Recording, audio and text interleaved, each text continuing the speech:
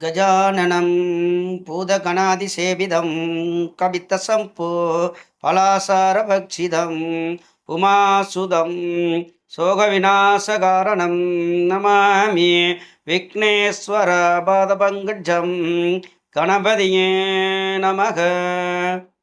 வணக்கம். அதாவது ஜோதிடம் பார்க்க வரும்போது சில பேர், அதாவது சில பேருங்கிறத விட நிறையா பேர் இப்படித்தான் கேட்குறாங்க.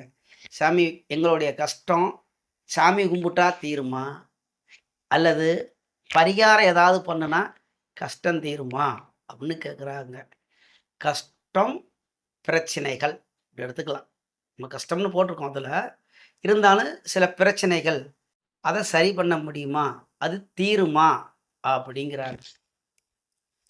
அதில் என்ன அப்படின்னு கேட்டிங்கன்னா,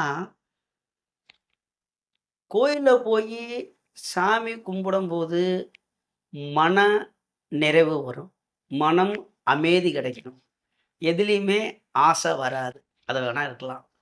இங்கே போனேன்னே, கோயிலுக்கு போன உடனே நான் எல்லாத்தையும் குறை சொல்லலை. சில பேர் சொல்கிறது, சில பேர்த்த சொல்கிறேன். நம்ம சாமிக்கிட்ட அவங்க பேங்கில் டெபாசிட்டு செஞ்சு வச்சது மாதிரி அப்படியே அடுக்குவாங்க. சாமி, நான் உனக்கு என்ன செய்யாமல் போயிட்டேன், நான் உனக்கு அதை செஞ்சேன் இதை செஞ்சேன் அப்படின்னு முதல்ல அந்த ஒரு பிட்டை போட்டு, என் மகனுக்கு கல்யாணம் ஆகணும், என் பேத்திக்கு பிள்ளை பிறக்கணும், அதாவது பேத்தி பேரனுக்கெல்லாம் கல்யாணம் ஆகணும், குழந்தை அப்புறம் பணமாக வரணும், வீட்டில் கஷ்டமே வரக்கூடாது. அப்படி ஒரு வயசானவங்க வந்துட்டாங்கன்னாக்க 4 புள்ள இருக்கும், 4 குடும்பத்தை எல்லாத்தையும் சொல்லிக்கிட்டே இருப்பாங்க. ஆனால் நான் உனக்கு அம்மட்டும் செஞ்சேன், ஏன் உங்களுக்கெல்லாம் கஷ்டம் வருது அப்படின்னு அடிக்கிட்டு போவாங்க. ஒன்று.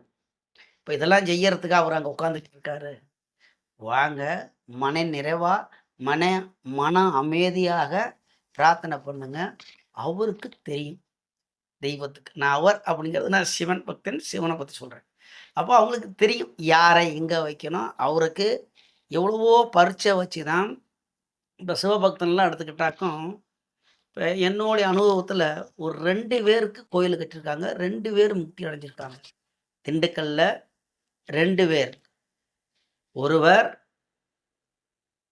பிச்சைசாமி அப்படிங்குவாங்க, திண்டுக்கல் வெள்ள விநாயகர் கோயில்கிட்ட எஸ்கேசி துணிக்கடை அந்த சந்தில் தான் இருப்பார். அந்த ஏரியா ஃபுல்லாக சுற்றிக்கிட்டே இருப்பார். அவருக்கு இப்போ குஞ்சனம்பட்டியில் கோயில் கட்டி அவரை வணங்குறாங்க.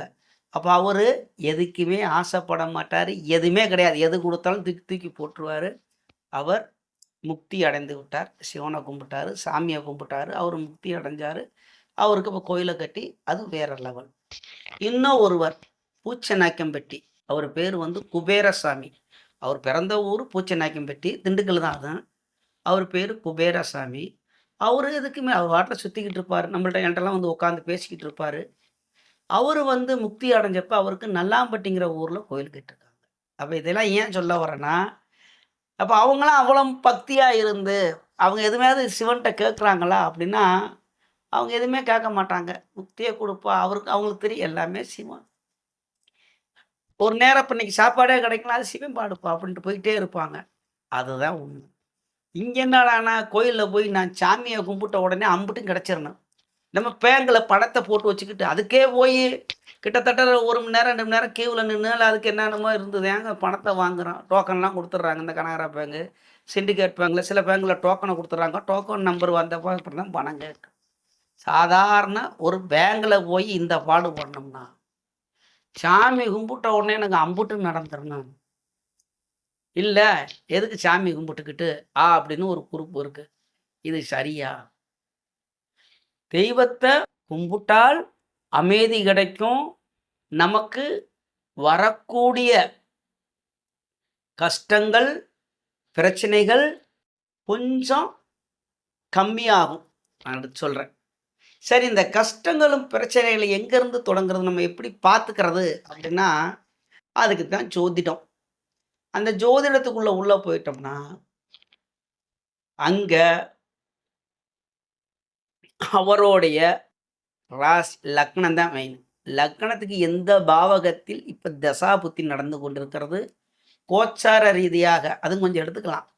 அஷ்டம சனி, ஏழரை சனி இந்த மாதிரி இருக்கா அப்படின்னு வரும்போது கொஞ்சம் பிரச்சனைகள் வரத்தான் செய்யும். சரி, அதில் போய் சாமிக்கிட்ட போய் நம்ம கோயிலுக்கெல்லாம் போய் ஒரு மன அமைதி கிடைக்கும். சரி, நமக்கு நடக்க வேண்டியது நடக்கும் அப்படிங்கிற மனப்பக்குவம் வரும். அவ்வளோதான். அப்போ நடக்க வேண்டியது நடந்து தான் தீரும். அப்போ நான் சாமிலாம் கும்பிட்டேன், இப்படிலாம் கும்பிட்டேன். சில பேர் பேசுகிறாங்க, இப்போத்தான் வந்தார், அவர் இறந்து போயிட்டாரு அப்படின்னா அவருக்கு அவ்வளோதான் விதி. இந்த இடத்துல நம்ம என்ன சொல்கிறோம்னா, சாமி கும்பிட்டோன்னே அவர் இறக்க மாட்டாரா? இல்லை நான் அப்படி வேண்டேனே, அதாவது சிறு வயசுவே பேசுவோம். அவருக்கு ஒருவருக்கு ஒரு விதி முடியுது, அவர் இறந்து போயிடுறாரு. உடனே இனிமேல் நான் கோயிலுக்கே வரமாட்டேன். எத்தனை பேர் சொல்லிருக்காங்க, நான் கேட்டிருக்கேன். நான் ஒரு கோயில் பூசாரிங்கிறனால உங்கள்ட்ட சொல்லிக்கிட்டு இருக்கேன். சாமி நான் இப்படி சாமி கும்பிட்டேன், நான் இப்படி கோயிலெல்லாம் கட்டினேன், நான் இன்னது செய்தேன், அந்தது செய்தேன், என் மகன் இப்படி இறந்துட்டாங்க, சாமி மேலே கோவத்தப்படும். அது கிடையாது. அவருக்கு அவ்வளோதான் விதி. அவர் வந்த வேலை, பூமியில் வந்த வேலை முடிஞ்சிருச்சு. அவர் எம்பெரும்பாரன்ட்ட போயிட்டார். முக்தி அடையிறத பற்றி எவ்வளோ கஷ்டப்பட்டுருக்காருன்னு பட்டணத்தார் கதை படித்தா தெரியும். அவர் என்ன பாடுபட்டார் பட்டணத்தார். திருவெங்கடம் அவர் பேர். அது அப்புறமா வருவோம். அதெல்லாம் இதில் போனால் ரொம்ப லாங்காக போயிடும். நம்ம சாமி கும்பிட்டா கஷ்டம் தீருமானா? கண்டிப்பாக கஷ்டமும் பிரச்சனைகளும் தீருமா அப்படின்னா, இதுக்குன்னு கோயிலுக்கா உங்களை போக சொல்லலை. இப்போ உங்களுக்கு குடும்பம் இருக்கும், வேலைக்கு போகணும், சம்பாதிக்கணும், குடும்பத்தை பார்க்கணும். அதுக்குன்னு ஒரு நாளை ஒதுக்கி நீங்கள் கோயிலுக்கு போய் தாராளமாக சாமி கும்பிடுங்க. உங்களுக்கு மனம் அமைதி கிடைக்கும். நீங்கள் போய் அங்கே போய் அடுக்கி வச்சுக்கிட்டு இருக்க வேணும். அதாவது ஆசைப்படப்பட உங்களுக்கு துன்பம்தான் அதிகமாக வரும். ஆசைன்னா என்ன? அடுக்கிக்கிட்டே போகிறது சாமிக்கிட்ட. அதாவது ஒரு பாட்டி, அதைத்தான் நான் விடு, வயதாயிருச்சு அவங்களுக்கு, பென்ஷன் வாங்குறாங்க. அதை கூட அந்த அந்த குழுவெல்லாம் கொடுக்க வேணாம். சாமியை கும்பிட்றாங்க, நல்லது பேசுகிறாங்க. சாமி எனக்கு என் பேத்திக்கு கல்யாணம் பண்ணி அதுக்கு ஒரு குழந்தை பிறந்துருச்சுன்னா நான் நிம்மதியாக போவேங்கிறாங்க. அது நாயாம்மா? அந்த பேத்தினா கொள்ளு பேத்தி, அதுவும் சொல்லிடுறேன். பேத்திக்கு அதாவது மகன் பிள்ளை, அதோடைய பிள்ளை, இப்படிலாம் ஆசையை வச்சுக்கிட்டு அதை போய் சாமிக்கிட்ட வந்துக்கிட்டு இப்படிலாம் கோரிக்கை வைக்கலாமா? அவங்க கர்மா, அவங்க கர்மாங்கிறது தவறான வார்த்தை கிடையாது, அவங்களுடைய வேலை. அதை அவங்களுக்கு என்ன நடக்க வேண்டியதோ அது கண்டிப்பாக நடக்கும். சரிங்களா? ஆனால் சாமி கும்பிடலாம், மன அமைதி கிடைக்கும், நன்மை நடக்கும். எதுக்கும் ஆசையிலேருந்து விடுபட்டு வருவோம். ஆசை தான் துன்பத்துக்கு காரணம். சரிங்களா? வந்துடும். அடுத்து பரிகாரத்துக்கு வருவோம். இது எனக்கு பேசுகிறதுக்கு கொஞ்சம் கூச்சமாக இருக்கிறது. சரி, இருந்தாலும் பேசுகிறதுக்கு முன்னாடி வாய் தவறி இதுக்கு முன்னாடி வந்திருந்தாலும் இனிமேல் ஏதாவது வந்திருந்தால் அந்த பரிகாரத்துக்குள்ளே இருக்கிறவர்கள் நண்பர்களும் இருக்கிறார்கள், மன்னிக்கவும். சரிங்களா? பார்ப்போம். இப்போ ஜாதகம் பார்க்க போகிறாங்க. இப்போ கல்யாணம் கலச்சத்திர ஸ்தானம் அவருக்கு கொஞ்சம் மோசமாக இருக்குது. செவ்வாய் தோஷமே இருக்கட்டும், இல்லை நாகதோஷம் இருக்கட்டும், இல்லை சுக்கிரன் கெட்டு போகட்டும், ஏதோ ஒன்று அங்கே திருமணம் தடங்கள். அதுக்கு தசாபுத்தி வரல, குறுப்பார்வைகள் வரல, கொஞ்சம் அது கல்யாணம் ஆகிறதுக்கு சில இதெல்லாம் இருக்குது.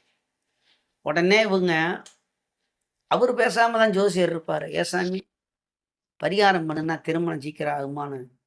அவரு சரித்தாண்ட ஏதாண்ட ஒரு வாய்ப்பு அப்படின்னு பரிகாரம் பண்ண ஆயிருமா உடனே?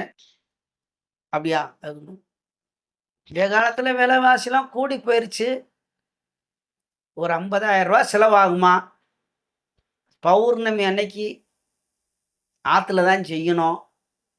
வாழை மரம்லாம் வேணும், வாழைக்கன்று, அதில் வீடு மாதிரிலாம் கட்டணும். கலசம் 2 3 கலசம் வைக்கணும். பொருளெல்லாம் நிறையா வாங்கணும். 50,000 ரூபா செலவாகும். சாமி ரொம்ப ஓவராக இருக்க, கொஞ்சம் கம்மி ஒன்று நம்மால். அதில் சரி பளிச்சம் மட்டும் பார்ப்போம் அப்படின்னு 5,000 ரூபா வரைக்கும் வந்துடுவார். ஒரு பூஜ்ஜியத்தை கம்மி பண்ணிக்குவார். 5,000 ரூபா வந்தாலும் ஒன்றை பண்ணலாம் அப்படின்னு. சரி, பரிகாரம் பண்ணினோடனே இந்த நாளில் இந்த தேதியில் அதுக்கு கல்யாணம் ஆகும் நாங்கள் சொல்லுவாரா அப்படின்னா, சரி பரிகாரம் பண்ணிட்டாங்க. அது திருமணம் நடந்துச்சா அப்படின்னு கேட்டிங்கன்னா, அந்த காலகட்டத்தில இன்னமும் சொல்றேன். அந்த தசாபுத்தி 2, 3, 5, 7, 8, 12ஆம் இடம். தொடர்பு இல்லாம ஒருவருக்கு கல்யாணம் நடக்காது. நிறைய வீடியோல போட்டிருக்கேன். 2ஆம் பாவகம் அப்படியே வரிசையா வருவார். 2, 3, 5, 7, 8, 12 இதுக்கு லக்னாதிபதி வலுவாக இருக்கணும். அவருக்கு கல்யாணம் பண்றதுக்கு உடல் தகுதி இருக்கா? அவர் எல்லாம் இருக்காருன்னு லக்னாதிபதி வலுவா இருக்கணும். இந்த 5 பாவகத்துக்குள்ள தசாபுத்தி. அது ஒவ்வொன்னுக்கும் விளக்கம் சொல்லியிருக்கேன். இப்ப சொன்னா இங்க நீண்டுகிட்டு போகும். இந்த மாரி காலகட்டத்தில கண்டிப்பா திருமணம் நடக்கும். இப்ப அவருக்கும் தெரியும் இந்த மாரி வருது, இந்த மாரி ஒரு புத்திகள் வருது. கொஞ்சம் அந்த அமைப்பு இருக்கு. நல்லா இருக்கு. திருமணம் நடக்கும் அப்படின்னு. அந்த காலத்தில விட்டுட்டு இவரு பாட்டுல திருமணம் ஆனவுனே ஒரு தேதிய குறிச்சு குடுப்பாரானாக்கும் திருமணம் ஆகக்கூடியத குறிச்சு குடுக்க மாட்டார். எப்போ வருமோ அந்த நேரத்துக்கு கண்டிப்பா திருமணம் நடக்கும். அடுத்தது பித்ருக்கள் தோஷம் இருக்கு. குலத பிறக்கன்னு வரலன்னா. இந்த பித்ருக்கள் தோஷம் கழிச்சாத்தான் பித்ருக்கள் சாபம் இருக்கிறது அப்படிங்குவாங்க. அதுக்கு இதே மாரி ஒரு பிட்ட போட்டு, அதில போய் அந்த முன்னோர்களுக்கு பித்ருக்களுக்குன்னு நீங்க போய் தவசம் குடுக்கலாம், அல்லது தர்ப்பணம் குடுக்கலாம். அதில அதுக்குன்னு ஒரு 3 அமாவாசைய முன்னோர்கள் ஒதுக்கியிருக்காங்க. அ ஆடி அமாவாசை, மகாலய அமாவாசை. அதாவது ஆடி மாசம், புரட்டாசி மாசம், இன்னும் ஒண்ணு தை மாசம். அந்த 3 மாதமும் வரக்கூடிய அமாவாசை தான். அப்ப என்ன சொல்லுவாங்க? ஆடி அமாவாசை, மகாலய அமாவாசை, தை அமாவாசை. இதுக்குன்னு ஒதுக்கியிருக்காங்க முன்னோர்களுக்கு. நீங்க ஏதாவது சாப்பிடக்கூடிய பலகாரங்கள் வச்சு, நீர் விளவி சாமி கும்பிட்டு, அத வச்சு மனசார வேண்டி உங்க குடும்பத்தில உள்ள இறந்தவங்கலாம் வேண்டுனா, அதே போதுமானது. இதுக்கு அவரு ஒரு பிட்ட போட்டு, பாப்பனார் வேறு என்ன, சித்தப்பூ வேறு என்ன, பெரியப்பூ வேறு என்ன, அவர் அடுக்கிக்கிட்டே போவார். அப்பத்தானே அவருக்கு ஒரு 5000 ரூ. 6000 கிடைக்கும். ஐயா, அதாவது மந்திரங்கள், இந்த யாகம் வளர்க்கறது, இந்த முன்னோர்களுக்கு செய்யக்கூடியது எல்லாமே நல்லது தான். அந்த இடத்துல நானு குறையாக கொண்டு வரவில்லை. ஆனா, இது செஞ்சா நீ நடக்கும் பரிகாரம் அப்படின்னு போனா, அது கொஞ்சம் நான் ஏற்கனவே மன்னிப்பு கேட்டுட்டேன். கொஞ்சம் கடுமையா தான் வருது. சில பேர் போலித்தனமா பண்றார்கள். உண்மையிலுமே இது பண்ணலாமா? அப்படின்னா, வருடம் வருடம் திதி குடுக்கறது, இல்ல தர்ப்பணம் குடுக்கறது, ஒரு அந்தணர வச்சுக்கொண்டு மந்திரங்கள் சொல்றது. நமக்கு அந்த மந்திரங்கள் தெரியாது. அப்ப அவங்கள வச்சு அந்த மந்திரம் செஞ்சு குடுக்கறது நல்லது. இது செஞ்சா உனக்கு அந்த கர்மா தீருங்கிறது அந்த லக்கம் கொஞ்சம். இதுலயும் ஒரு படி மேல போய், வீட்ல ஒண்ணுமே கஷ்டமா இருக்குது, ஒண்ணுமே சரியில்ல. அதனால இந்த பூதங்களுக்கு பரிகாரம் செய்யணும். அப்படின்னு அது ஒரு குரூப். நான் இந்த பக்கத்துல அணப்பட்டி இருக்கு எனக்கு. நான் திண்டுக்கல் சின்னாலப்பட்டு தான். அணப்பட்டிக்கு ஒரு ஏதாச்சும் அனுமார் கோயிலுக்கு அணப்பட்டிக்கு போயிருந்தேன். நான் சிரிக்கிறதா, அழுகிறதான்னு தெரியல. அங்க ஒரு பரிகாரம் நடந்துகிட்டு இருந்துச்சு. குடும்பத்துக்காரர்கள் நிக்க வச்சு, ஒரு சேவல் கோழிய வலது ஓரமா ஒரு 3 சுத்து, இடது ஓரமா ஒரு 3 சுத்து, தலையெல்லாம் எல்லாத்தையும் சுத்தி, போய் அறுத்து, அந்த ஆற்றாங்கரையில போய் புதைச்சிட்டு வந்துரு, இல்லாட்டி தூக்கி போட்டு வந்துருங்கிறாங்க. அது என்ன செஞ்சாங்களோ அது நம்ம பார்க்கல. அறுத்தது வரைக்கும் பார்த்தேன். அதுக்கு மேல நம்மளுக்கு எதுக்குடா வம்புன்னு நான் வந்துட்டேன். இந்த மாரியும் செய்றாங்க. இதுல பரிகாரம் பல குரூப்ல, பல ரீதியில செய்து கொண்டிருக்கிறார்கள். சரி, இதெல்லாம் செய்தால் நமக்கு கஷ்டங்கள் தீருமா அப்படின்னா, பணம் தான் கடன் வாங்கி பணம் வாங்குனா நமக்கு கஷ்டம் ஒரு கஷ்டம் சேர்ந்து வரும். ஏன்னா வட்டி கட்டணும். வட்டி கட்டலன்னா நம்ம காசு குடுத்தே சும்மா இருப்பானா? அப்ப கஷ்டம் ஒண்ணு தேடி வருதா? அப்ப நீங்க பரிகாரத்துக்கு எதிரானவனா அப்படின்னு கேட்டீங்கன்னா, இன்னமும் சொல்றேன். அழுத்தி அழுத்தி சொல்றேன். பரிகாரம் இது பண்ணுனா இது நடக்கும் அப்படிங்கிறது கொஞ்சம் கம்மிதான். அவங்க பொழச்சிட்டு போகட்டும். சரிங்களா? அந்த இடத்துல நம்ப இதுக்கு போக வேணாம். ஆனா அவங்க அந்த தேதியில நான் ஏற்கனவே சொல்லியிருக்கேன். ஒருத்தருக்கு முடியாதவர் இப்ப ரொம்ப முடியாதவர். அவர போய் நான் பரிகாரம் பண்ணி எந்திரிச்சு ஓட விட்டுருவேன் அப்படின்னாக்கும் முடியுமான்னா அங்க இல்ல. நடப்புல அது இருக்கா அப்படின்னா இல்ல. ஒரு மன அமைதிக்கு பண்ணலாம். சரி, இது பண்ணுவது நல்லதா அப்படின்னா, கண்டிப்பாக பண்ணலாம். முன்னோர்களுக்கு அந்த திதி குடுக்கிறது, தர்ப்பணம் செய்றது நன்மை. அதுக்கு எதிரானவன் அல்ல. சரி, கோயில்ல போய் பிரார்த்தனை செய்கிறது அதுவும் நன்மை. பலனை எதிர்பார்த்து கொண்டு போய் அடுக்குறாங்களே, லிஸ்ட்டா எழுதிட்டு போறாய்ங்க இவ்வளோ லிஸ்ட்டு. அது பாட்டு இது நடக்கணும், அது நடக்கணும். இதெல்லாம் நீ செஞ்சு வச்சிருக்கியா? நம்ம கோயில் பூசாரி வந்தனே சாமி அது நடக்கணும் இது.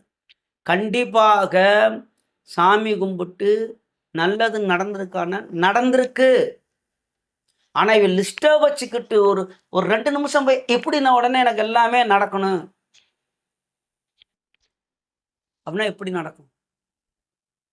கோயிலுக்கே வரமாட்டேன், இதை வந்தனே இந்த அப்படின்னு சாமி அப்படின்ட்டு சோத்தை கொடு, விபூதியை கொடு, பிரசாதம் கொடு அப்படின்னு வாங்கிட்டு வந்தேனே நான் கோரிக்கை அப்படி லிஸ்ட்டாக கோரிக்கை வைக்கேன், ஒன்றுமே நடக்கலைங்குவேன். உண்மை. மன அமைதிக்கும் மன சாந்திக்கும் அனைத்தையும் துறக்கிறதுக்கு தான் கோயிலுக்கு போகிறோம். துறக்கிறது என்ன? ஆசையை கொடுக்காத, அது ஒரு துறப்பு. அதை விடுறது. அடுத்தவன் சொத்தை அமுக்கிறதுக்குள்ள ஆசையை கொடுக்காத, அது ஒரு துறப்பு. சாமி கிட்ட போனேன்னே பட்டம் தரக்கிறதுல தான் வரும். திருடங்களே போயிட்டு விநாயகர்கிட்ட வேண்டிட்டு போவாங்க, நாங்கள் கொள்ளையடிச்சிட்டு வரும்போது உனக்கு ஒரு மாலையை போடுறோம்னு. அதுக்கு தான் ஒரு கழுகு மரத்தை ஏற்றுவாங்க பட்டணத்தார. நம்ம வேண்டிட்டு போனோம்னா கிடச்சிருச்சு ஸ்டைலாக தூக்கி போட்டு போவேன். அது விநாயகர் கழுத்தில் விழாமல் பட்டணத்தார் கழுத்தில் விழுகும் அந்த ஒரு முத்து மாலை.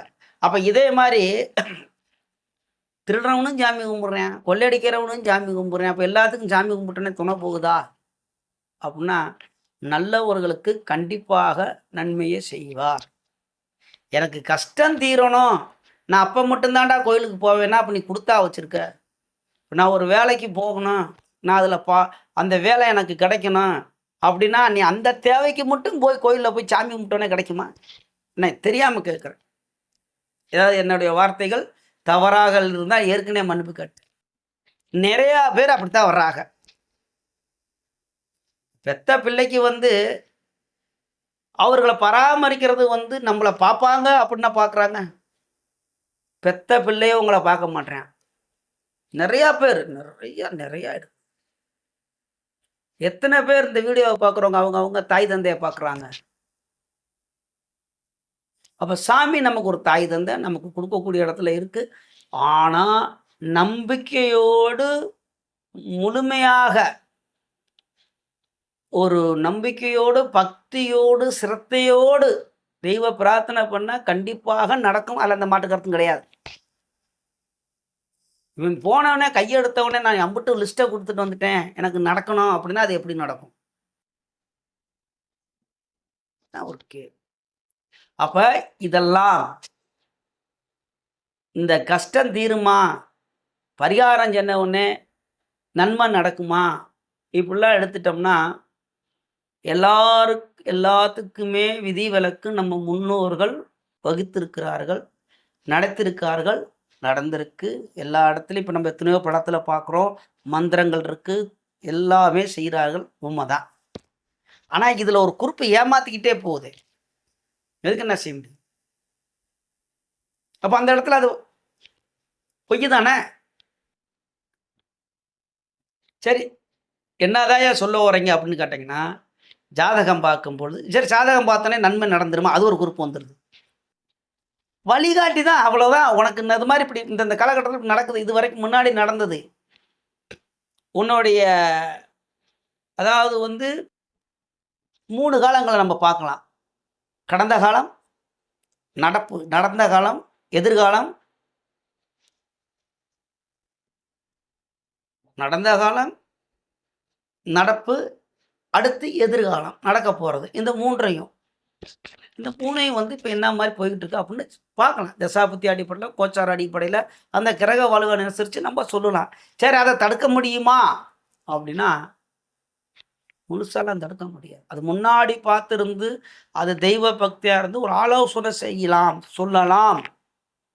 இந்த மாதிரி தொழில் தொடங்குறங்க, ஏன் முதலீடு போட்டு தொடங்கலாமா அப்படின்னா, அப்பா உனக்கு தசாபுத்தி சரியில்லை, கோச்சாரத்தில் இந்த மாதிரி சரியில்லை, கொஞ்ச நாள் பொறு,